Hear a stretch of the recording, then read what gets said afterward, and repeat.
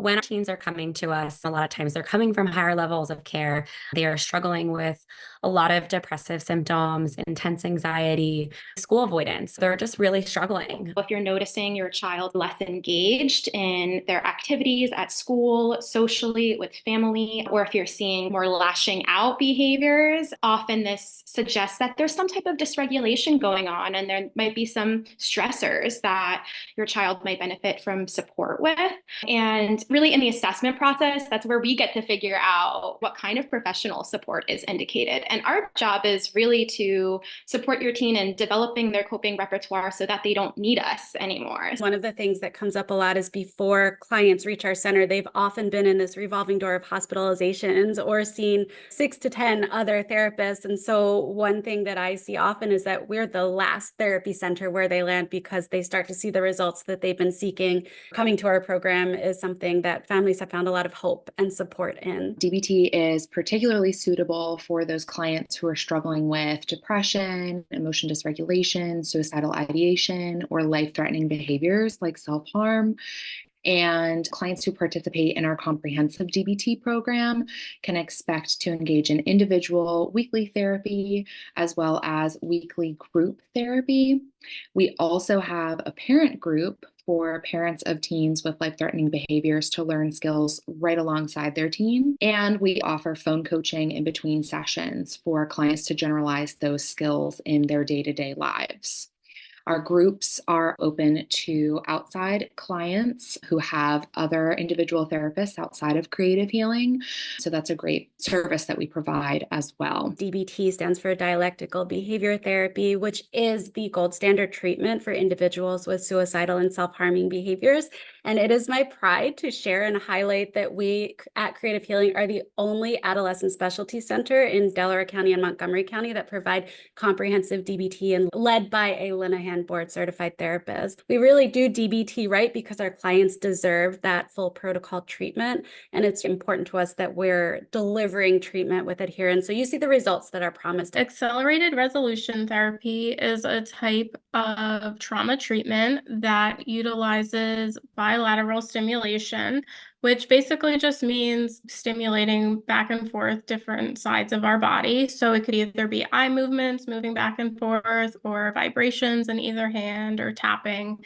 And what this does is activates the really far back part of our brain where trauma memories are stored, or difficult sensations. And this is a really efficient and effective method of targeting stuck presenting concerns. I've worked with this modality on everything from suicidal ideation through a trauma, misery in everyday life, feeling anxious, school avoidance. It's really been a game changer for the clinicians at Creative Healing in helping our clients really see progress much quicker. We see results typically with accelerated resolution therapy between 1 and 5 sessions. Sometimes folks will come in and have a trauma they want to work on, and it'll be resolved in one session, which is just really amazing. ART is contained and structured. Each session is focused on one specific incident or one specific presenting concern, behavior, challenge. And by the end of that session, you feel resolved in that issue and the incident is closed up for you. For our teen population who is already biologically sensitive, has an unformed frontal lobe, may have some self-harm behaviors or life-threatening behaviors, we want to make sure that we're addressing these issues and we're closing them up neatly so that we're not opening them up to more intense or dangerous behaviors or reactions when we send them back out into their environment. We see a lot of teens at Creative Healing that are really experiencing a lot of avoidance. It could be based in shame or anxiety or feelings of embarrassment, and they are finding that they can't function as well in life. Maybe their life is smaller than they want it to be, or they're not living according to their own goals and values because of these uncomfortable emotions.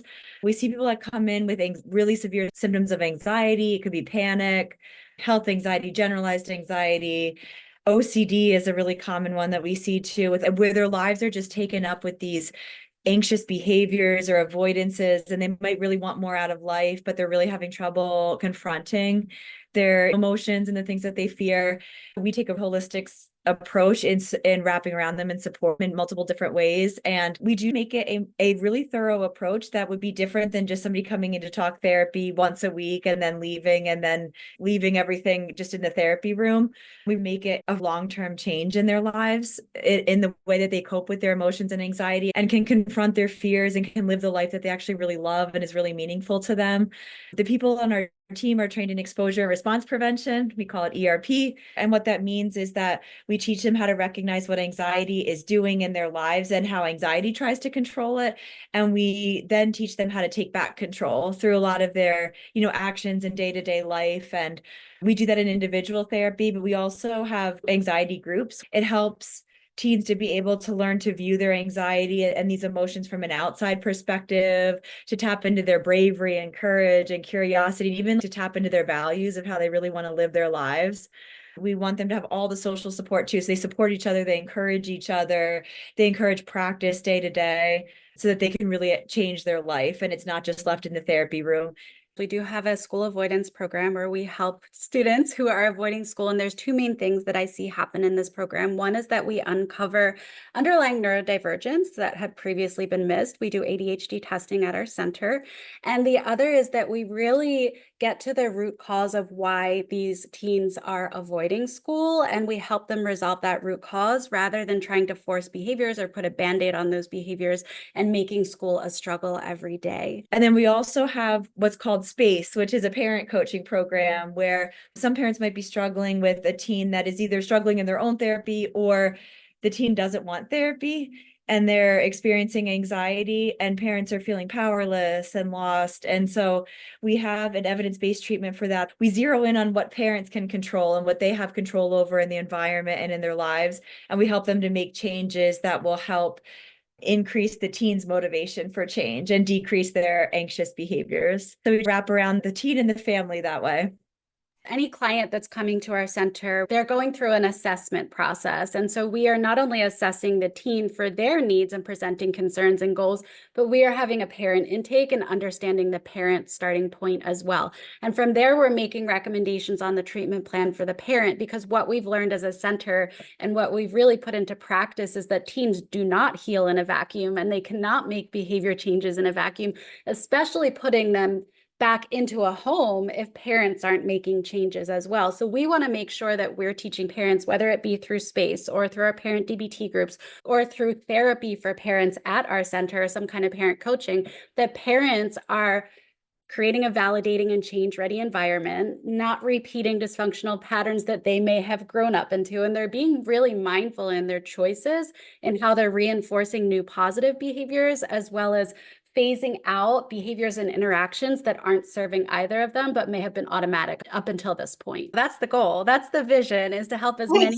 parents and teens as possible so that we can shorten their struggle and get them to the life that they love, because they all deserve that. With our eating disorder program, we really value having a CBT approach, using cognitive behavioral therapy to really challenge a lot of the thought processes that go into disordered eating behavior.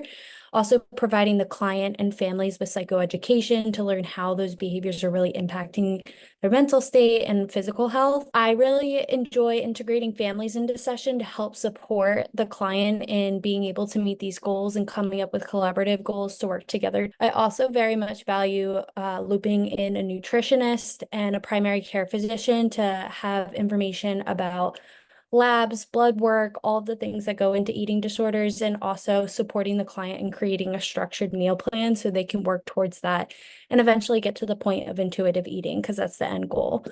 We also have a body acceptance group that we offer at Creative Healing, which has been really helpful for clients in working towards accepting their body the way it is, learning intuitive eating principles. They're learning about self-compassion, building a positive body image and positive self-esteem, and talking through things that can be contributing to a lot of disordered eating thoughts and behaviors. What we see and what we encourage is if parents are noticing challenges that are impacting their child's ability to function on a daily basis. If you're noticing excessive worry that is impacting their functioning at school or ability to attend school, if you're noticing some of the signs and symptoms of depression, like lack of interest or pleasure in activities, if you're noticing self-harming behavior, if you're noticing that these challenges are impacting their functioning on a daily basis, difficulty with regulating their emotions, or if things aren't working the way that they want them to, if they're struggling in relationships, or if it's affecting school, if it's affecting identity or their sense of self, lack of confidence, things like that, we encourage parents to reach out for assistance. Also, as a result of stepping down from a higher level of care, we encourage you to reach out. So things like residential, partial hospitalization, intensive outpatient programs were a great step down to individual therapy or one of our comprehensive programs or groups as well. But really reach out whenever. We'd love to hear from you.